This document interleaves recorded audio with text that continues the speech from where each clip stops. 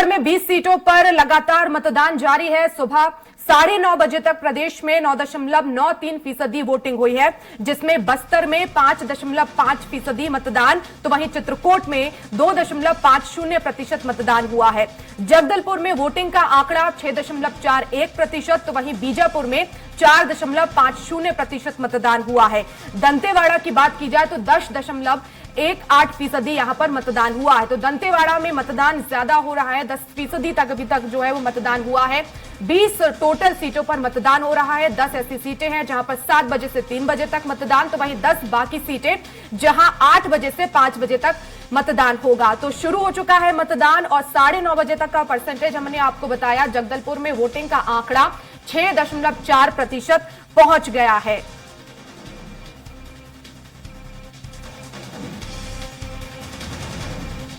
तो आपको बता दें कि बस्तर की 12 सीटें और साथ ही साथ दुर्ग संभाग की 8 सीटें जहां पर इलेक्शन है, आज पहले चरण का मतदान है और बाकी जो 70 सीटें हैं उसमें 17 नवंबर को वोटिंग होगी। तो कई हाई प्रोफाइल सीटें जहां पर कई मंत्रियों की जो प्रतिष्ठा है वो दांव पर लगी है। पूर्व मुख्यमंत्री राजनांदगांव से हैं, उनकी भी जो है रमन सिंह प्रतिष्ठा दांव पर है और उनके सामने गिरीश देवांगन कांग्रेस से प्रत्याशी हैं। कड़ा टक्कर दोनों के बीच देखी जा रही है।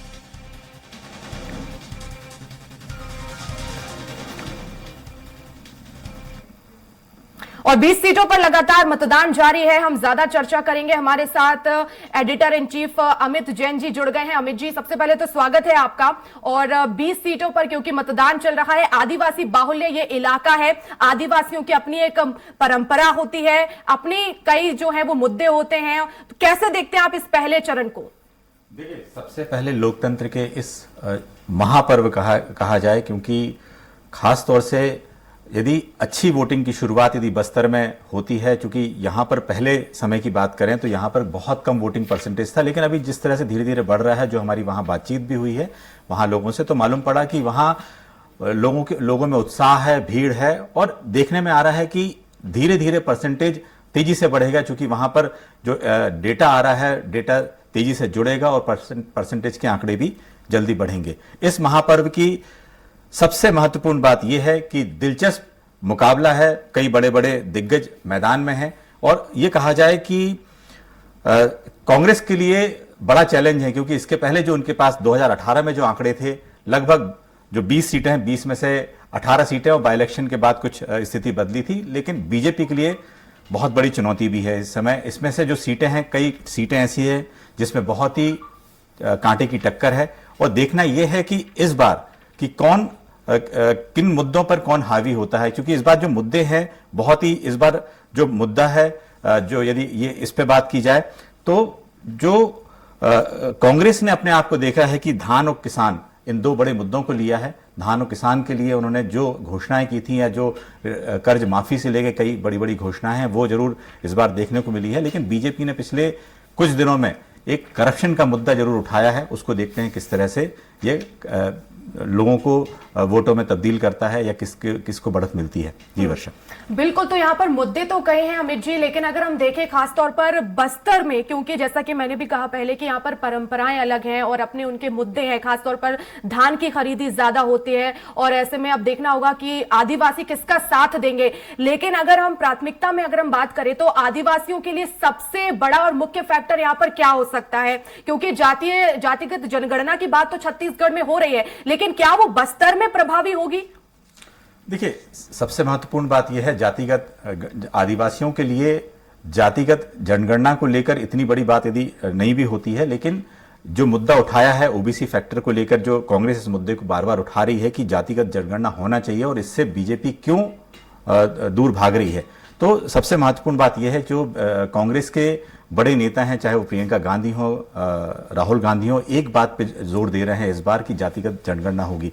जाहिर है इससे जो फायदा उनको देना है या जो एक मैसेज उनको देना है कि विकास की बात तो होनी है, लेकिन जो विकास अब होना है सिस्टमेटिक तरीके से उन वर्गों तक पहुंचना चाहिए, या उस जनगणना के बाद जो आंकड़े आते हैं उस पर कौन गरीबी रेखा से कितने नीचे है, किसको कितना देना है या जिनको किसका उद्धार होना है, इन सबको लेकर उनकी एक चिंता का विषय है। और ये एक नए किस्म की एक जो मुद्दा उठाया है कांग्रेस को, हो सकता है इसका भी फायदा मिले। वर्षा, बिल्कुल। और इसी बीच हमारे साथ वरिष्ठ पत्रकार कौशल स्वर्णबेर जी भी जुड़ गए हैं। कौशल जी, आपका बहुत बहुत स्वागत है स्वराज एक्सप्रेस में। आवाज पहुंच रही है आप तक? बिल्कुल जी। कौशल जी, आपको आवाज आ रही है? जी सर। कौशल जी, एक सबसे पहले सवाल ये उठता है कि क्या इस बार जो छत्तीसगढ़ के मुद्दे थे, अचानक बीजेपी ने एक जो नया मुद्दा भ्रष्टाचार को लेकर उठाया है, क्या बीजेपी को कुछ हद तक सफलता मिल पाएगी इससे? देखिए अमित जी, छत्तीसगढ़ की बात करें तो मुझे ऐसा लगता है कि पिछले आप देखेंगे कि जिस तरह आपने भ्रष्टाचार की बात की, तो पिछले जब से छत्तीसगढ़ में सरकार बनी है तब से यहाँ पे लगातार छापे पड़े हैं और उन छापों के दौरान बहुत सारे आरोप भी लगे, प्रत्यारोप भी लगे और उस दौरान राजनीति होती है और अभी तक वो राजनीति जारी है। वोटिंग आज वोटिंग का दिन है, एक दिन पहले तक भी लगातार आरोप प्रत्यारोप जारी रहे। लेकिन मुझे ऐसा लगता है कि छत्तीसगढ़ में भ्रष्टाचार से ज्यादा जो जनहित के जो मुद्दे हैं वो ज्यादा हावी रहते हैं। कारण ये है कि छत्तीसगढ़ एक सामान्य प्रदेश है और ये बहुत अमीर प्रदेश है, लेकिन यहाँ के लोग बहुत सामान्य रहते हैं।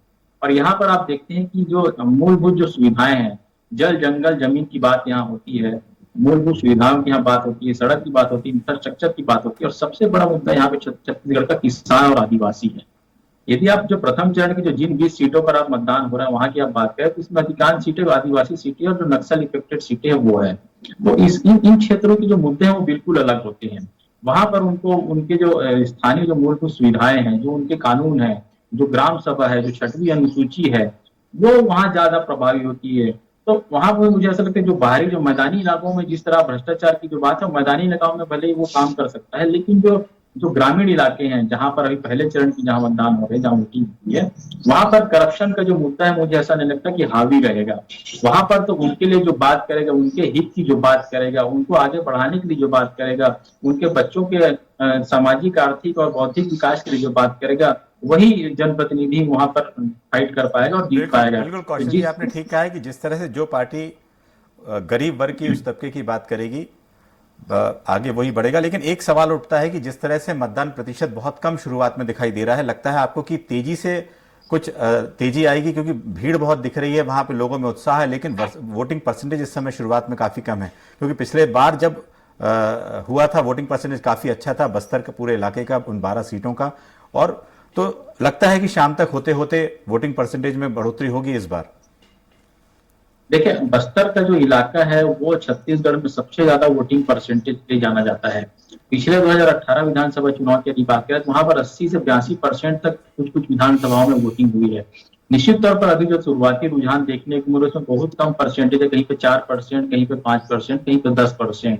जिस तरह से बस्तर के जो लोग हैं वो सुबह 7 बजे वहां मतदान शुरू हुआ तो 10-11 बजे तक मुझे ऐसा लगता है कम से कम 20 से 25-30% तक मतदान हो जाना चाहिए था।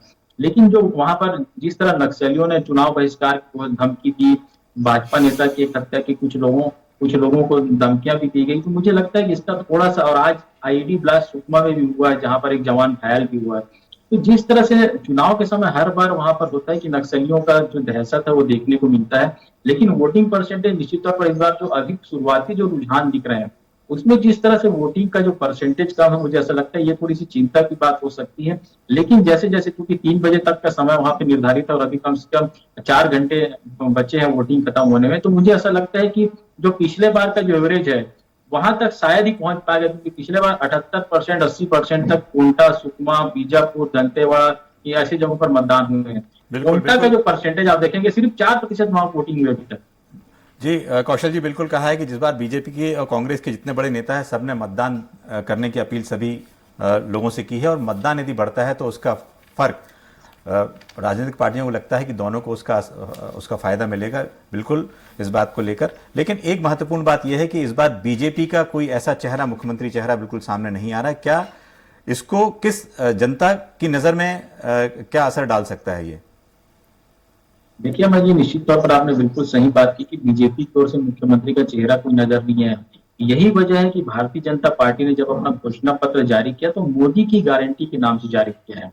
छत्तीसगढ़ में चुनाव हो रहे हैं और मोदी की गारंटी, मुझे ऐसा लगता है कि 2024 लोकसभा के चुनाव की छाया उन्होंने विधानसभा में दे दी है।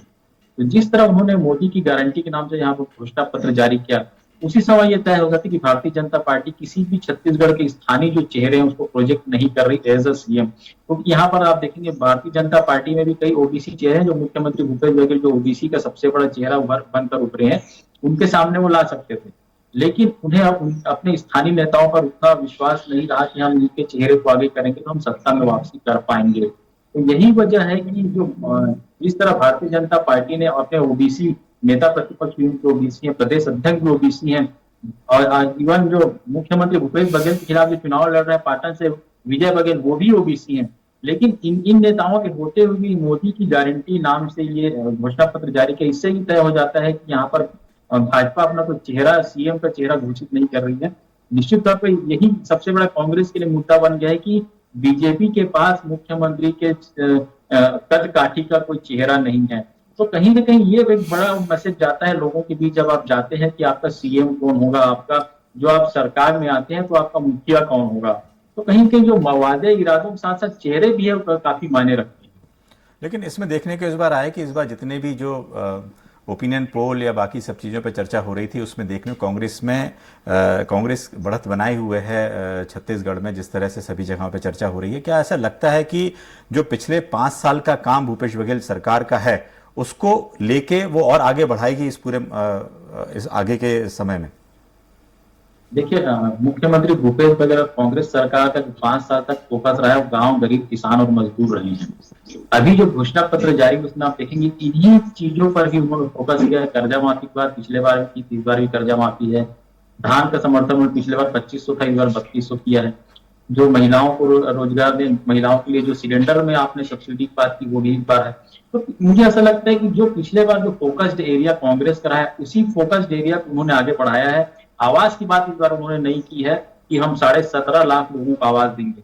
तो कहीं कहीं हर उस वर्ग को छूने की कोशिश की है जो सबसे बड़ा वोट बैंक छत्तीसगढ़ में है। तो उसी और ये भी कहा है कि हम जो पुरानी जो योजनाएं हैं, चाहे बिजली बिल हाफ की योजना, तो बिजली बिल में 200 यूनिट एक बार मुक्त करने की बात कही, तो जो पुरानी योजनाएं हैं उसको एक्सपांशन करेंगे, मतलब उसको बंद नहीं करेंगे। तो मुझे ऐसा लगता है कि जिन चीजों को लेकर भारतीय जनता पार्टी लगातार विरोध कर रही थी कि ये मुफ्त की रेवड़ियां बांट रहे हैं, लेकिन आप देखेंगे जब भारतीय जनता पार्टी ने अपना घोषणा पत्र जारी किया तो कांग्रेस के ही बिंदुओं का, अधिकांश बिंदुओं को उसने अपने इसमें शामिल किया है। जहां तक 20 क्विंटल था कांग्रेस ने, इन्होंने कहा हम 21 क्विंटल खरीदेंगे।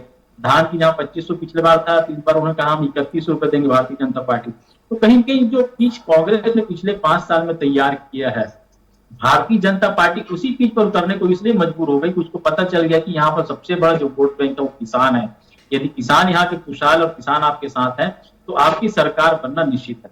बिल्कुल। लेकिन कौशल जी, देखने में आ रहा है कि इस बार जो बस्तर की इस बार जो अभी 20 सीटें हैं, 20 सीटों में 4 सीटें ऐसी हैं कम से कम, कवासी लखमा या मोहन मरकाम, बाकी या जो दीपक बैज भी लड़ रहे हैं, उन सीटों पर काफी कांटे की टक्कर है। तो लगता है कि इस बार जो पिछले बार के आंकड़े से जो बीजेपी को कुछ फायदा होते दिख रहा है आपको क्या, जो पिछले बार? निश्चित तौर पर अमित जी आपने बिल्कुल सही बात कही। जहां तक कोंटा विधानसभा की बात करें, जो मंत्री हैं कवासी लखमा, उनके लिए इस बार थोड़ी संकट का जो आटा है वो दिख रहा है। क्योंकि आप देखेंगे वहां पर जिस तरह से जो माओवादी कम्युनिस्ट पार्टी के जो लीडर है वो भी चुनावी मैदान में है, दूसरी ओर जो भारतीय जनता पार्टी के जो वो भी काफी तगड़ी टक्कर दे रहे हैं। इसके अलावा जोगी कांग्रेस का आप देखेंगे जिस तरह प्रत्याशियों ने जिस तरह रैली निकाली, तो कहीं कहीं ये कवासी लखमा की एक चिंता की बात हो सकती है कि जो लगातार 5 बार से वहां पर विधायक है, उनके सामने कड़ी चुनौती मिल रही है। पर त्रिकोणीय नहीं चतुष्कोणीय संघर्ष वहां पर देखने को मिल रहा है। इसी तरह मोहन मरकाम की बात करें, कोंडागांव विधानसभा से आप देखेंगे जिस समय मोहन मरकाम प्रदेश अध्यक्ष से हटते हैं उसके दूसरे दिन 25 दावेदार वहां से आ जाते हैं कि उनको टिकट न दे, कि हमको टिकट दिया जाए। तो कहीं कहीं वो विरोध भी है। तो कुछ सीटें निश्चित तौर पर कांग्रेस की यहाँ फंसी हुई दिख रही है। और जो पिछले चुनाव का परिणाम है, जो 12 की 12 सीटें कांग्रेस के खाते में आई थी, मुझे ऐसा लगता है इस बार उसमें कुछ माइनस हो सकते हैं। क्योंकि निश्चित तौर पर कांग्रेस ने 5 सीटिंग एमएलए के टिकट काटे हैं बस्तर में, उसके बावजूद मुझे लगता है कि कांग्रेस को वहां पर कुछ नुकसान हो सकता है और बीजेपी पर वहां पर कुछ गेन कर सकती है। बिल्कुल, आपने बिल्कुल ठीक कहा, क्योंकि कुछ एक एंटी इनकम्बेंसी कहा जाए, क्योंकि कवासी लखमा लगातार लंबे समय से जीतते आ रहे हैं। और एक जो नया चेहरा, या पिछले बार जो बीजेपी के बड़े नेता हारे थे उनको मौका मिलेगा कि अपनी को उन गलतियों को सुधारें और आगे बढ़ें। बिल्कुल, आपने बिल्कुल ठीक कहा है। लेकिन एक महत्वपूर्ण बात यह है कि इस बार देखने में आया है कि बीजेपी ने बहुत देर से अपनी ये कहा जाए कि लड़ाई शुरू की। बहुत देर से ये तय हो पाया कि वहां पर किन बड़े नेताओं को आगे करना है। इसको लेकर क्या किसी पशुपेश में रही बीजेपी? निश्चित तौर पर भारतीय जनता पार्टी पशुपेश में रही, लेकिन आप देखेंगे कि अमित शाह जो नरेंद्र मोदी जी के अलावा तमाम जो बड़े केंद्रीय मंत्री और भारतीय जनता पार्टी के बड़े लीडर माथुर जहां के प्रदेश प्रभारी हैं, लगातार बस्तर के दौरे पर रहे, क्योंकि उनको पता है कि बस्तर ऐसी सीट है, ऐसी जगह है कि वहां पर जो पार्टियां बढ़त बनाती हैं उनकी सरकार में वापसी लगभग तय मानी जाती है। और यही वजह है कि भारतीय जनता पार्टी ने अपना फोकस बस्तर को शुरू में वहां उन्होंने अपना चिंतन शिविर भी कराया था, आप देखेंगे 6 साल भर पहले। तो कहीं कहीं बस्तर को उन्होंने शुरुआती दौर से ही इसलिए फोकस में रखा कि पूरा जो बस्तर भारतीय जनता पार्टी की ताकत थी 2008 और 13 के चुनाव में, वो 18 में बिल्कुल साफ हो गई। तो कहीं के उनको पता चल गया था कि जो हमारे जो वहां पर जो मंत्री थे, कैबिनेट मंत्री महेश गागड़ा, केदार कश्यप, विक्रम उसेंडी जैसे नाम जो बड़े बड़े कद्दावर नेता होते, लता उसेंडी, वो सब चुनाव हार चुके थे।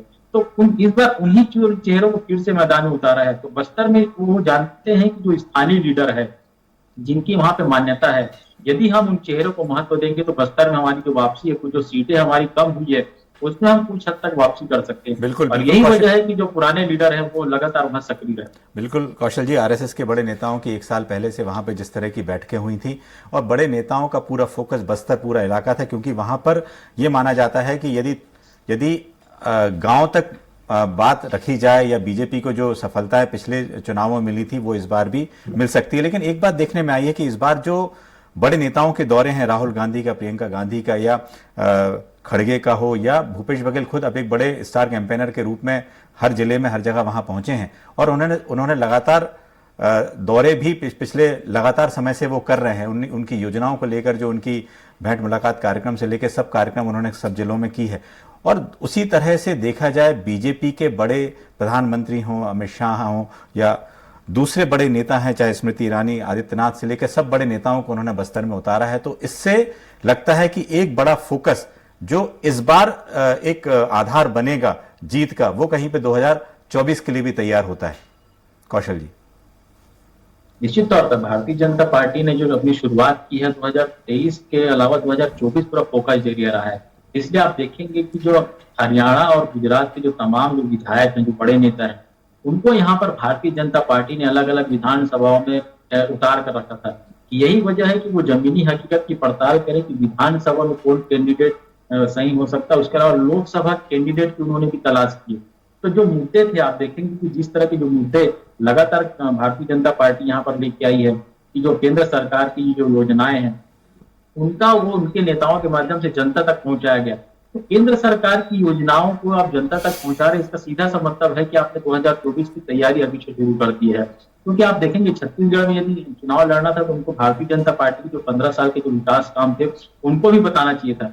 लेकिन भारतीय जनता पार्टी के नेताओं का पूरा फोकस एरिया रहा है केंद्र सरकार की जितनी भी जनहितैषी योजनाएं हैं, चाहे पीएम आवास हो, प्रधानमंत्री ग्राम सड़क योजना हो, चाहे और दीगर जो किसानों की जो योजनाएं चली, उन योजनाओं को लोगों तक पहुंचाना और जो अलग अलग समाज के जो व्यक्ति विशेष हैं उन तक उनकी बैठक करना कहीं कहीं 2024 की रणनीति का एक हिस्सा माना जा रहा था। और यही वजह है कि जो तमाम जो सांसद है, तमाम जो विधायक है, तमाम जो मंत्री हैं, उनका जो जब भी बैठक की उनका फोकस ये रहा है कि 2023 तो हमारा सही था ना, हमको 24 की तैयारी करनी है। और इसी रणनीति के तहत देश भर में सांसदों का जाना शुरू हुआ। तो छत्तीसगढ़ में भी इसी के तहत लगभग हर विधानसभा और हर लोकसभा क्षेत्रों में सांसदों को जिम्मेदारी दी गई थी और वहां के जो जनप्रतिनिधि हैं, स्थानीय लोगों के बीच जाकर मोदी सरकार की योजनाओं का उन्होंने बखान किया और ये भी बताया कि हम यदि सरकार में आते तो हम ये आपके लोगों के लिए ये सब करेंगे।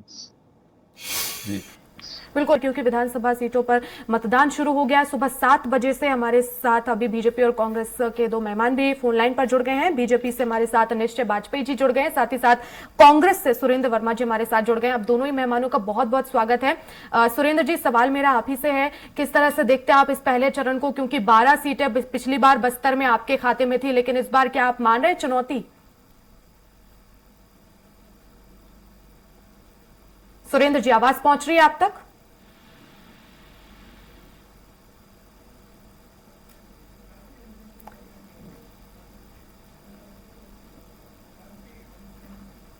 बिल्कुल। अभी हमारा संपर्क नहीं हो पा रहा, हम फिर से जुड़ने की कोशिश करेंगे अमित जी। लेकिन क्योंकि जिस तरह से ये जो 20 सीटें हैं, जहां पर राजनांदगांव सबसे हाई प्रोफाइल सीट मानी जा रही है, क्योंकि राजनांदगांव से पूर्व मुख्यमंत्री रमन सिंह है और उसी तरह कांग्रेस ने भी यहां से एक बड़ा चेहरा गिरीश देवांगन को उतारा है। तो कोशिश यहां पर यही है कि वोटिंग जो परसेंटेज, हालांकि रमन सिंह के पक्ष में कहीं ना कहीं माहौल बनता हुआ नजर आ रहा है, लेकिन गिरीश देवांगन एक कड़ी चुनौती वहां पर देखे जा रहे हैं। बिल्कुल बिल्कुल ठीक है, क्योंकि राजनांदगांव सबसे इस समय हॉट सीट है और रमन सिंह के लिए जिम्मेदारी की बात भी है, क्योंकि रमन सिंह एक बड़ा चेहरा है। पिछले 3 बार से कहा जाए 15 साल तक लगातार मुख्यमंत्री रहे हैं, और लेकिन उनके खिलाफ गिरीश देवांगन को उतारा है। तो इसमें एक बात महत्वपूर्ण यह है कि चूंकि वो मुख्यमंत्री भूपेश बघेल के काफी करीब हैं और ये पूरा भूपेश बघेल भी इस पर पूरी मेहनत वहां पर कर रहे हैं, और ये देखने में है कि कई सीटें ऐसी होती हैं जिससे एक साख की बात होती है, पार्टियों की साख उस पर जानी जाती है, जिसमें से एक सीट रमन सिंह की सीट भी है।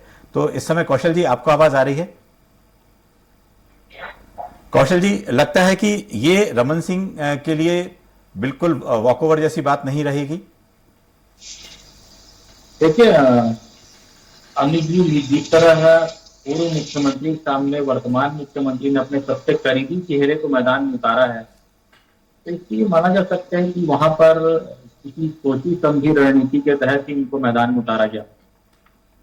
लेकिन वॉकओवर जैसी आपने बात की, जिस तरह कांग्रेस ने वहां पर लगातार मेहनत की है और जो बड़े नेताओं की सभाएं भी की, तो मुझे ऐसा लगता है कि वॉकओवर जैसी स्थिति तो नहीं रहेगी, क्योंकि वहां पर आप देखेंगे कि 19 प्रत्याशी मैदान में हैं भारतीय जनता पार्टी और कांग्रेस के अलावा। तो इसलिए मुझे ऐसा लगता है कि एकदम वॉकओवर जैसी स्थिति नहीं होगी। हाँ, निश्चित तौर पर बहुत ज्यादा कड़ा मुकाबला भी नहीं है, क्योंकि 3 बार के मुख्यमंत्री जो डॉक्टर रमन सिंह है, उनके सामने आपने एकदम नए प्रत्याशी को मैदान में उतारा है। तो मुझे ऐसा लगता है कि वहां पर थोड़ा सा मुकाबला बहुत ज्यादा कड़ा नहीं है, लेकिन वॉकओवर जैसी स्थिति की नहीं रहेगी। बिल्कुल। कौशल जी, एक बात और देखने में आ रही है, कई ऐसी सीटें हैं, जो एक सीट है जो जगदलपुर की सीट है, जहां पर पूर्व महापौर को दोनों वहां बीजेपी कांग्रेस दोनों से पूर्व महापौर हैं, एक जतिन जायसवाल और किरण देव। एक ये भी बड़ा दिलचस्प मुकाबला वहां होने वाला है, और वहां पर देखा जाए तो वहां पर भी एक स्थिति बड़ी दिलचस्प होने वाली है।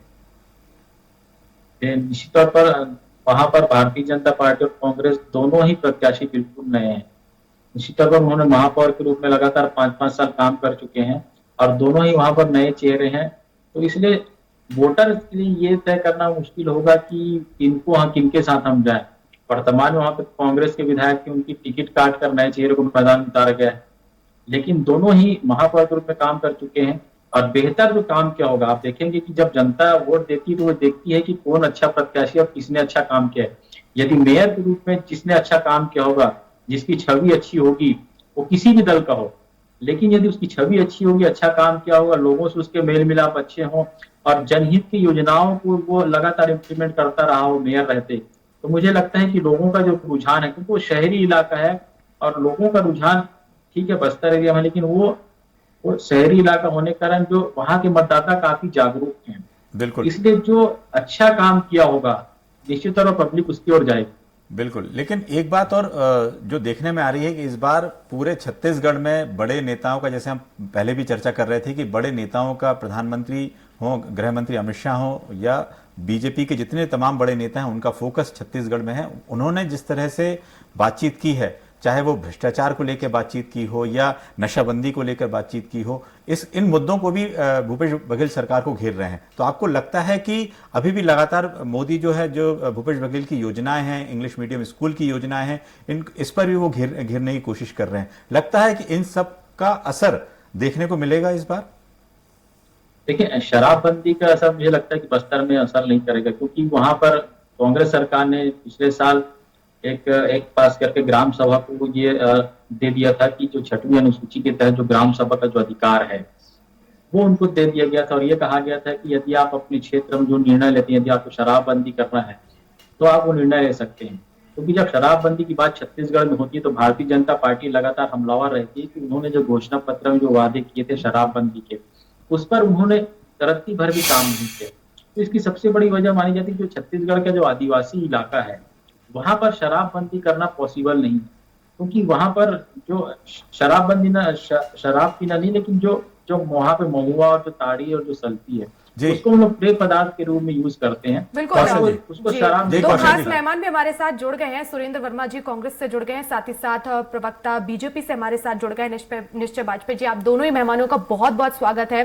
सवाल सुरेंद्र जी सबसे पहला मेरा आपसे ही है, 20 सीटों पर मतदान हो रहा है, पहले चरण का मतदान है, पिछली बार बस्तर में आपको भरपूर समर्थन मिला है, इस बार कैसे देखते हैं आप इस चुनाव को?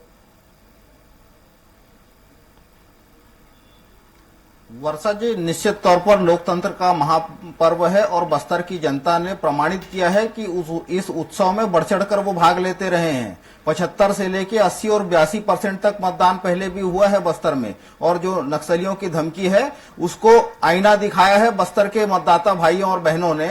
जिस तरह से पिछले 5 साल में जो समृद्धि आई है बस्तर में, चाहे वो वनोपज संग्राहक हो, चाहे वो किसान हो, चाहे वो वहां महिलाएं हो जो वनोपज की प्रोसेसिंग के साथ साथ अलग अलग काम में रह के अपनी जीविका उपार्जन कर रही है। 2,47,000 से ज्यादा महिला समूह के माध्यम से जो 27 लाख हमारी बहनें अपनी आजीविका कमा रही है। जो बस्तर का काजू, बस्तर का इमली, बस्तर का कॉफी, उसकी स्वाद जो है पूरे देश में और दुनिया में प्रसारित हुई है। जिस तरह से सी मार्ट के माध्यम से अमेजन और फ्लिपकार्ट में भी जो विक्रय के लिए उनको बाजार मुहैया कराया गया है, तो ये उपलब्धि है बस्तर की और पूरे छत्तीसगढ़ की कि वहां की समृद्धि के चर्चे आज पूरे देश में और दुनिया में हो रहे हैं। लगातार कांग्रेस की सरकार ने बस्तर की जनता से, बस्तर के आदिवासियों से किए गए अपने हर एक वादे को पूरा किया है। 2,500 रुपए मानक बोरा हुआ करता था 2018 तक तेंदुपत्ते का दाम, हमने घोषणा के अनुरूप तत्काल 4,000 किया।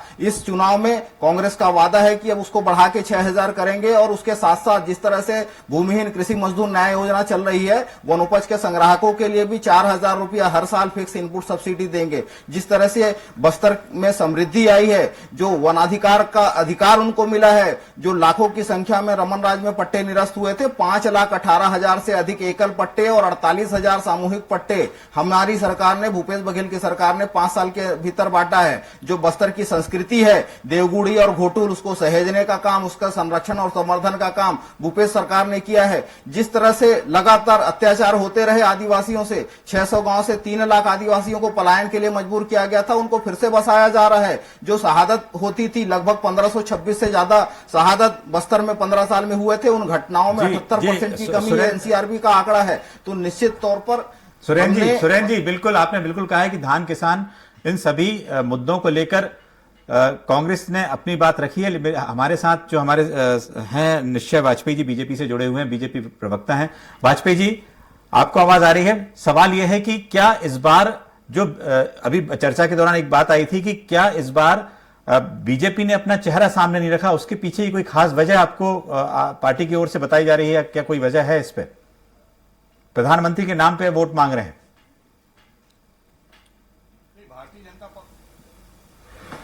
भारतीय जनता पार्टी हमेशा से सामूहिकता के आधार पर ही चुनाव लड़ती रही है, और प्रधानमंत्री मोदी जी स्वयं एक भाजपा के कार्यकर्ता है, वो स्वयं आकर के वोट मांग रहे हैं, उनके नाम पे वोट नहीं मांगा जा रहा है। मोदी गारंटी को थोड़ा समझने की जरूरत है। वास्तव में मोदी जी की जितनी गरीब हितैषी योजनाएं यहां चल रही थी पूरे देश भर में, उसमें छत्तीसगढ़ में एक ऐसा देखने में आया कि गरीबों के 13 लाख से अधिक मकान स्वीकृत होकर भेजे गए, मगर उसको लागू नहीं होने दिया गया। राज्य सरकार की तरफ से अड़ंगे आए और उनको वापस कर दिया गया, राज्यांश नहीं दिया गया।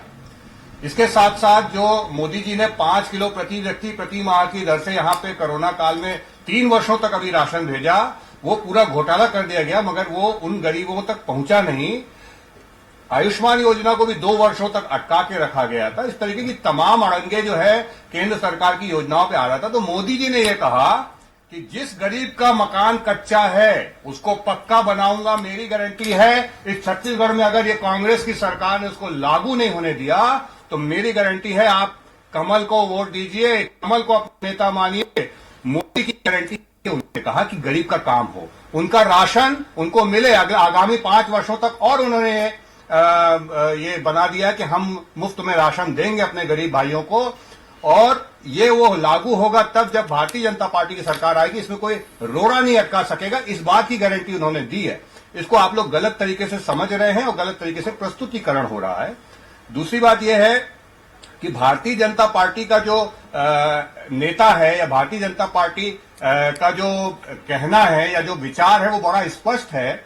गरीबों के सहूलियत के लिए काम करना और भारत को परम वैभव के शीर्ष पर पहुंचाना, इस लक्ष्य से हम काम करते हैं और इसी लक्ष्य से मोदी जी भी काम कर रहे हैं। मोदी जी आज विश्व के सबसे लोकप्रिय और सबसे बड़े और कहना चाहिए कि विराट व्यक्तित्व वाले नेता है, हमको इस बात पे गर्व है। मगर वो एक सामान्य कार्यकर्ता के तहत आकर के यहाँ पे गरीबों के हित की बातें कर रहे हैं। आपको इससे ज्यादा नहीं देखना चाहिए। सुरेंद्र वर्मा जी हमारे कहना चाह रहे हैं, बहुत सारे नेता हैं, इनमें से ही कोई बनेगा। सुरेंद्र वर्मा जी कुछ कहना चाह रहे हैं क्योंकि कांग्रेस ने अपना जो चेहरा है। जैन साहब, जी, बात ऐसा है, जिस भरोसे के संकट से भारतीय जनता पार्टी जूझ रही है, मोदी जी की गारंटी को तो इनके नंबर 2 नेता अमित शाह नहीं मानते। वो उनके वादे का जुमला घोषित कर देते हैं और लगातार जिस प्रकार से भारतीय जनता पार्टी के कुशासन कुछ देश की जनता ने भोगा है, इनकी गारंटी थी 100 दिन में महंगाई कम करने का, आज 3 गुना महंगाई है। हर साल 2 करोड़ रोजगार देने का वादा था, क्या हुआ उस वादे का? किसानों की आय 2022 में दुगुना करने वाले थे, क्या हुआ? लागत 3 गुना हो गया। तो जिस तरह से भारतीय जनता पार्टी के कुशासन को छत्तीसगढ़ की जनता ने भोगा है, तो अब भरोसा नहीं करने वाली। एक तरफ भूपेश पर भरोसे की सरकार है, जिन्होंने अपने वादे से ज्यादा किया। जो भूमिहीन कृषि श्रमिक न्याय योजना है जैन साहब, वो देश में कहीं दूसरी योजना नहीं है, जो हमारे घोषणा पत्र में नहीं था 2018 के। जो अभी स्वास्थ्य की ये बात कर रहे हैं, आयुष्मान योजना के क्रियान्वयन में नंबर 1 है छत्तीसगढ़ जनसंख्या के अनुपात में। केवल एक मेडिकल कॉलेज हुआ करता था बस्तर में, इस बस्तर में हमने कांकेर में शुरू किया और इस बजट में गीदम में। और जिस तरह से स्कूल शिक्षा की बात कर रहे हैं, 314 स्कूल इस बस्तर में बंद हुए थे रमन सिंह के समय में, उन सभी स्कूलों को हमने पुनः शुरू किया। जिस तरह से जगह जगह वहां पर आंगनबाड़ी, बालवाड़ी हमने खोला। जो कुपोषण, एनीमिया और मलेरिया से होने वाली मौत बस्तर की पहचान बनाई गई थी। 2,47,000 बच्चे कुपोषण से बाहर आए हैं। वर्मा जी, आंकड़ों का खेल तो बड़ा लंबा होगा। वहां के जनप्रतिनिधि जी, सुरेंद्र जी, आंकड़ों का लंबा आपके पास खेल है, पूरी आंकड़े हैं। लेकिन वाजपेयी जी सीधी बात यह है कि जिस तरह से बीजेपी इस बार कौन से ऐसे 3 मुद्दे हैं यदि आप बता पाएं जो आपके बीजेपी के अपने हैं, जिन घोषणाओं के आधार पर आप चाह रहे हैं कि आपको वोट मिले इस बार? जी जैन साहब, लेकिन मैं थोड़ा सा 15 सेकंड इसके पहले आपसे चाहूंगा इस बात पे बोलने के लिए कि भूपेश बघेल जी का चेहरा कांग्रेस ने अधिकृत रूप से सामने नहीं किया है चुनाव में। ये इनके प्रवक्ता अगर इसको अधिकृत लाइन के तौर पे बोल दे तो राहुल गांधी से लेकर के इनके हाईकमान ने नहीं बोला, वो सामूहिकता पे वो भी चुनाव लड़ रहे हैं। ये सच्चाई है, पहली चीज। दूसरी चीज, आयुष्मान योजना पे मेरे विद्वान भाई बोल रहे थे कि सबसे ज्यादा आगे ये रहे हैं। मैंने कहा ये शुरू में एक लेके आए थे नीति कि हम अपने सरकारी अस्पतालों पे खर्च करेंगे, हम प्रीमियम पे पैसे नहीं देंगे, अपना अंश नहीं देंगे, जैसे इन्होंने मकानों पे, गरीबों के मकानों पे नहीं दिया। और 2 वर्ष की जो देरी हुई उस करके जो गरीबों को भुगतना पड़ा, यहां पे पहले राज्य शासन का जो स्मार्ट कार्ड चलता था उसको बंद करने का काम किया, गरीबों ने इसको भुगता है। इस सच्चाई को तो स्वीकार करना पड़ेगा आपको। जब आप फेल हो गए अपनी योजना में, तब आपने आयुष्मान की शरण ली और गरीबों का इलाज होना छत्तीसगढ़ में शुरू हुआ। ये सच्चाई है।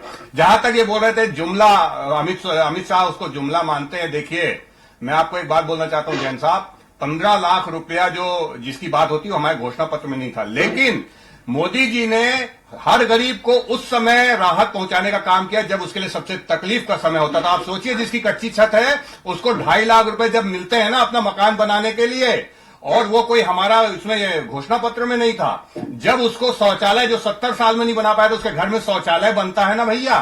और जब कोरोना काल आता है तो कोरोना काल में जब उसको मुफ्त राशन मिलता है 3 साल तक और अब 8 साल तक, और जो उसको मुफ्त में टीके लगते हैं इतनी बड़ी महामारी में जो अन्य कोई देश नहीं लगा पाया विश्व का, वो मोदी जी ने करके दिखाया गरीब भाइयों के लिए।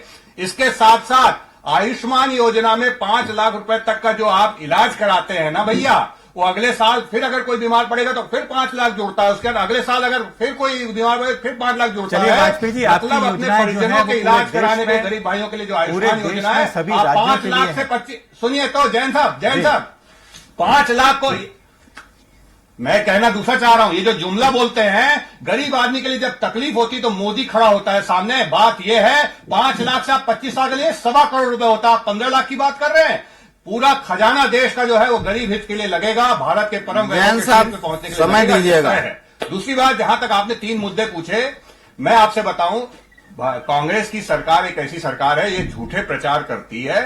ये बोलते हैं इन्होंने 2500 रुपए के हिसाब से जो वादा किया था पूरा किया, 2022 का पैसा भी पूरा नहीं दिया। मैं किसान हूं, सुरेंद्र वर्मा जी भी किसान है, बोले कि 2022 का पैसा पूरा दिया इन्होंने, 2023 का तो दिया ही नहीं है। इनपुट सब्सिडी है ना, लागत पे सब्सिडी बोल रहे हैं ना जयराम रमेश जी, लागत तो लग चुकी है, क्यों नहीं दिया पैसा 2023 का? आपने 3 साल का पैसा दिया है मात्र इन्होंने, जबकि भारतीय जनता पार्टी बोल रही है कि हम एक मुश्त देंगे। यहां पे 30,000 रुपया मुझे 1 एकड़ का पिछले साल मिला था, इस बार 65,100 रुपए दे रही है भारतीय जनता पार्टी की सरकार। यहां पे भारतीय जनता पार्टी की सरकार किसानों ने बनाई और 30,000 का 65,000 रुपए तुरंत मिलेगा, उसके खाते में पहुंचेगा, पहली चीज। दूसरी चीज, कर्जा माफी की जो बात हुई है, जिन किसानों के बड़े रकबे हैं उन किसानों को 5-5, 10-10 लाख, 15-15 लाख की मदद मिलती है। जिसका आधा एकड़ है उसको तो मिलता ही कर्जा 5-6 हजार है, उसको क्या कर्जा माफी का फायदा मिलेगा? लेकिन भारतीय जनता पार्टी बोलती है कि उसकी जो हमारी मुखिया महिला है उसकी 3 बहुएं हैं, ये चारों लोग को 1-1 हजार रुपए मिलेगा गरीब किसान के यहाँ। 4,000 रुपए महीना के हिसाब से आपको साल का 50,000 और 5 साल का 2.5 लाख रुपए मिलेगा। चलिए ये योजना छोटे जी, किसानों के लिए राहत निश्चय जी। विशेष लेकर के, जो धान के अतिरिक्त, धान कौशल की जी कीमत के से अतिरिक्त कौशल जी से एक छोटा सा सवाल, आप लगातार सुन रहे हैं इस बात को लेकर कि क्या बांट रहे हैं क्या, लेकिन बीजेपी चाहे प्रधानमंत्री हो वो बोलते हैं फ्रीबीज या मुफ्त में नहीं बांटना चाहिए, बड़े दिल्ली में भी इस बात पे चर्चा होती है। लेकिन जब घोषणा पत्र की बात आती है, दोनों पार्टियां कुछ क्या बांट रहे हैं, गरीबों तक क्या पहुंचाना है, मतलब मुफ्त योजनाओं को लेकर बातें होती हैं, तो आपको लगता है कि बात कुछ और होती है, घोषणा पत्र में कुछ और जिक्र किया जाता है? कौशल जी, देखिए, निश्चित तौर पर अमित जी, जिन बातों को लेकर लगातार आप देखेंगे 5 साल तक इनको रेवड़िया कहा जाता था, लेकिन छत्तीसगढ़ में जिस तरह की स्थिति है, जो घोषणा पत्र जब जारी होता है, चाहे भारतीय जनता पार्टी को चाहे कांग्रेस की हो, तो कांग्रेस जिन चीजों को लगातार 5 साल तक कर रही थी उनको भारतीय जनता पार्टी के कुछ नेता रेवड़ी कहते थे। लेकिन यदि आप घोषणा पत्र देखेंगे तो घोषणा पत्र में जिन किसानों को 25 रुपए धान के लिए देने के लिए जब केंद्र सरकार ने आपत्ति की थी, तब वो 31 रुपए देने की बात वही भारतीय जनता पार्टी कर रही। तो कहीं न कहीं जो केंद्र सरकार का जो नियम, अमित शाह जी ने निश्चित तौर पर ये कहा है कि केंद्र सरकार भी 31 रुपए तक समर्थन मूल्य घोषित कर सकती है। यानी आप देखेंगे, आपने जो 2024 का जो जिक्र किया था, यहाँ पर 2024 के भी वादे शुरू हो गए हैं बात करना। यदि किसानों को 31 रुपए धान का पूरे देश में मिलेगा तो मुझे ऐसा लगता है कि किसानों की इससे निश्चित तौर पर तरक्की होगी, उन्नति होगी। क्योंकि आज छत्तीसगढ़ के अलावा पूरे देश में सबसे ज्यादा पीड़ित यदि कोई है तो किसान है, क्योंकि कई जगहों पर उनकी लागत का उनको मूल्य नहीं मिल पाता है। तो भारतीय जनता पार्टी ने जो घोषणा पत्र जारी किया है 31 रुपए, यदि वो देश भर में लागू कर देते तो मुझे ऐसा लगता है कि किसानों के लिए सबसे समृद्धि वाली बात होगी। क्योंकि आप देखेंगे यदि 21 क्विंटल धान बहुत कम ही खेतों में होता है, क्योंकि अभी जो पैदावार की जो स्थिति है लगभग 15 से 18 एकड़ तक 1 एकड़ में होता है, किसी जगहों पर होता है जहां पर 20 क्विंटल तक पहुंचता है। तो यदि आप एक दाना धान खरीदने की भी बात यदि कर रहे हैं तो मुझे ऐसा लगता है कि जो खुले बाजार में जो किसान अपना जो अनाज औने पौने दामों में बेचने के लिए मजबूर होते थे, वो उनको मजबूर नहीं होना पड़ेगा, उनको उनके अनाज का पूरा दाम सरकार की ओर से मिलेगा। तो ये एक बहुत बड़ा मास्टर स्ट्रोक हो सकता है देश के लिए। तो मुझे ऐसा लगता है कि रेवड़ियों वाली बात में आप मुफ्त की चीजें ना दीजिए, आप उनको कोशिश कीजिए कि उनकी आर्थिक उन्नति हम कैसे बढ़ा सके, उनको आर्थिक रूप से कैसे सक्षम बना सके। बिल्कुल सही बात कही आपने, किस तरह से गरीबों को आर्थिक समृद्ध बनाने की बात है रेवड़ियों के।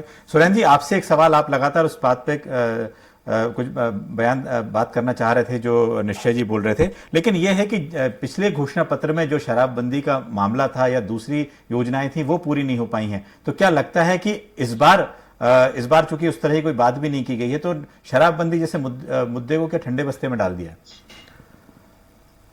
सुरेंद्र जी। बिल्कुल नहीं जैन साहब, देखिए जिन विषयों पर हमने पिछले बार 2018 के घोषणा पत्र में वादा किया था उन सभी विषयों पर सरकार ब्लूप्रिंट बनाकर काम कर रही है। जहां आज चुनाव हो रहे हैं, बस्तर की जो सीटें हैं वो 5वीं अनुसूची का क्षेत्र है। 1996 का कानून था पेशा, 15 साल भाजपा सरकार में रही, उनको याद नहीं आया। शराबबंदी के मामले में भी इन पेशा कानून के जो छत्तीसगढ़ के लगभग 60% हिस्से को जैन साहब कवर करती है, उसमें बस्तर के सभी क्षेत्र हैं, वहां पर 5वीं अनुसूची लागू करके 85 ब्लॉक में शराबबंदी का अधिकार तो हमने वहां की जनता को दे दिया है। जितने जिले हैं, जिलों के अस्पताल में, हर जिला अस्पताल में नशा मुक्ति वार्ड बनाया गया है। हमारा कमिटमेंट केवल शराबबंदी नहीं है, शराबबंदी से आगे बढ़ते हुए हमने नशाबंदी की बात कही, जो सूखे नशे के रैकेट थे उनका सफाया किया गया, जिस तरह से गली गली में हुक्का बार खोला गया था उनको भी हमने बंद किया है। और जिस तरह से भारतीय जनता पार्टी को नैतिक अधिकार नहीं है, एक तरफ भूपेश सरकार है, ये नीति आयोग की रिपोर्ट कहती है जो केंद्र सरकार की है 40 लाख गरीब पिछले 56 महीने में गरीबी रेखा से बाहर आए, और मोदी सरकार के राज में 137 करोड़ आबादी में 81 करोड़ गरीब, मतलब जो 20% का आंकड़ा 14 में था, आज 65% जनता देश की वो गरीबी रेखा से नीचे है। और जिस तरह से पीएम आवास को लेके ये झूठ बोले जाते हैं, 2015 में योजना शुरू हुई, 15 से 18 तक तो डबल इंजन की सरकार थी, यहां रमन सिंह की सरकार थी, तब केवल ये विधानसभा का लिखित आंकड़ा है। पूरी जिम्मेदारी से कह रहा हूं मैं कि रमन सिंह ने अपने अंतिम बजट अभिभाषण में स्वीकार किया कि उनके शासनकाल में केवल 2,37,000 आवास बने। भूपेश सरकार ने 11 लाख आवास बनाए। उसके बाद जब जनगणना के दायित्व से मोदी सरकार भाग रही है तो हमने सर्वे करवाया, और जो छूटे हुए 7.5 लाख लोग हैं 2011 के सर्वे सूची का, उनके सहित 10 लाख नए गरीबों को छत का अधिकार देने के लिए छत्तीसगढ़ सरकार जो है छत्तीसगढ़ आवास न्याय योजना ये शुरू कर चुकी है। बिल्कुल, खाली घोषणा नहीं है जैन साहब, हमारी सरकार की यह गारंटी 20 सितंबर 2022 से लागू हो गई है। परसदा बिलासपुर में हमारे राष्ट्रीय अध्यक्ष ने पहले की जो है जी सुरेंद्र जी, इस बार ये कहा जाए कि इस बार वनांचल आदिवासी और वनांचल आदिवासियों किसान का मुद्दा जो कांग्रेस ने लिया हुआ है उसको लेके हो सकता है बस्तर इलाके में, जो बस्तर और दुर्ग इलाके में आप लोगों को क्या फायदा होगा? साहब, पूरे देश में अर्थव्यवस्था के तीनों सेक्टर में छत्तीसगढ़ आगे है। कृषि हो, उत्पादन हो या सेवा के क्षेत्र, छत्तीसगढ़ ने प्रतिमान स्थापित किए हैं।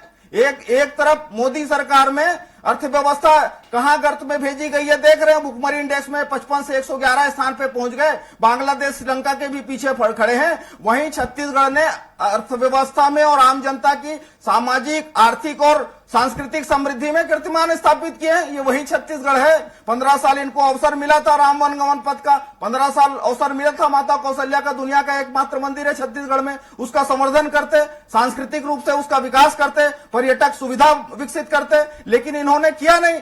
तो हमने तो कहा। और दूसरी एक महत्वपूर्ण बात, भूपेश सरकार है जो किसानों का कर्जा माफ करती है, और दूसरी तरफ भारतीय जनता पार्टी है जो अपने पूंजीपति मित्रों का कर्जा माफ करती है। जो लोन राइट ऑफ किए हैं पिछले 9 साल में मोदी ने 24,95,000 करोड़ का चंद अपने पूंजीपति मित्रों का, जिसमें सार्वजनिक बैंक के 10,41,000 करोड़ और शेड्यूल अनुसूचित जो वाणिज्यिक बैंक है उनके 14,53,000 करोड़। ये आरटीआई का जवाब है, आरबीआई का। तो ये फोकस का और नीति और नियत का अंतर है। वाजपेयी जी, यहाँ डबल इंजन वाजपेयी जी, बस समय बुलेटिन का समय समाप्ति की ओर है। वाजपेयी जी, प्रधानमंत्री बोलते हैं कि एनएमडीसी का नगर प्लांट नहीं बेच रहे हैं। जी जी, साइट पे देख लीजिए, दीपम की साइट पे आज भी ये सेल लगा के रखे। जी जी, सेल लगा के रखे। वाजपेयी जी, जो बस्तर बुलेटिन का समय समाप्ति की ओर है जी, 1 मिनट में आप अपनी बात रखें। देने में तुले हैं। जी वाजपेयी जी, पहली बात यह है कि ये जो झूठा आंकड़ा प्रस्तुत करने का कांग्रेस का तरीका है। प्रधानमंत्री आवास में रमन सिंह जी ने 1 वर्ष के, देखिए कोई भी बजट 1 वर्ष का होता है, उन्होंने 3 वर्षों में 7.25 लाख मकान प्रधानमंत्री आवास में बनाए हैं। इसका आंकड़ा स्वयं भूपेश बघेल की सरकार ने विधानसभा के पटल पर रखा है, मगर उनके बड़े जिम्मेदारी के साथ से उनके प्रवक्ता के पूरी जिम्मेदारी से फिर से दोहराता हूँ। ना, खाली आपने कहा विधानसभा में अंतिम बजट भाषण। ना, आपने कहा कि विधानसभा के आंकड़े झूठे हैं। आप फैक्ट चेक कर लीजिए। चलिए सुरेंद्र जी बोलने दीजिए, 1 मिनट उनको वक्त दिया गया। 1 मिनट, आपकी बात सुनी है वाजपेयी जी। जी, दूसरी बात, पूंजीपतियों पूंजीपतियों की कोई भी कर्जा माफ नहीं हुआ। सबकी प्रॉपर्टी बेच करके पैसा हलक में हाथ डाल के वसूला जा रहा है हिंदुस्तान। अर्नब मोदी, नीरव मोदी, मेहुल चौक से। भाई सुरेंद्र भाई सुनिए ना, मेरे को पक्ष रख लीजिए। राइट ऑफ करना कर्जा माफी नहीं होता है। ये थोड़ा सा जानकारी की कमी के कारण से भी ऐसा हो जाता है। राइट ऑफ जो है वो अकाउंटिंग की एक पॉलिसी है, जिसमें जिस पैसे से ब्याज नहीं आ रहा है उस पैसे को राइट ऑफ किया जरूर जाता है, लेकिन उसको संपत्ति को बेच करके इनके पैसे वसूले जा रहे हैं। और ये सारे कर्जे यूपीए की सरकार के गलत बात ये आरबीआई का आंकड़ा है। पूरी जिम्मेदारी से मैं कर रहा हूं। अरे सुरेंद्र भाई, क्या ये किसानों की आय का विषय है? 2013-14 में 19,500 रुपए प्रति एकड़ मिलता था, और अभी 65,000 रुपए भारतीय जनता पार्टी सरकार मिल रहा है। 19,000 से 65,000 9 साल में आज ये बताइए हमारे छत्तीसगढ़ के किसान का कितना गुना हो गया? 3.5 गुना। और जहां तक ये महंगाई की बात कर रहे हैं, हमको जो खातू में ठीक है निश्चय जी, समय की कमी है, दोनों ही पार्टियां अपने अपने वादे कर रही है, लेकिन आज इम्तिहान की घड़ी है, देखना होगा कि आप दोनों में से किसे समर्थन मिलता है। 3 दिसंबर को जब नतीजे आएंगे तो ये साफ हो जाएगा। फिलहाल बहुत शुक्रिया निश्चय जी हमसे जुड़ने के लिए। सुरेंद्र जी आपका भी बहुत शुक्रिया, कौशल जी आपका भी बहुत शुक्रिया जुड़ने के लिए, समय देने के लिए, और अमित जी आपका भी शुक्रिया। तो 20 सीटों पर लगातार मतदान जारी है। सुबह 7 बजे से मतदान हो रहा है। पल पल की अपडेट आप तक पहुंचाएंगे, बने रहिए स्वराज एक्सप्रेस के साथ।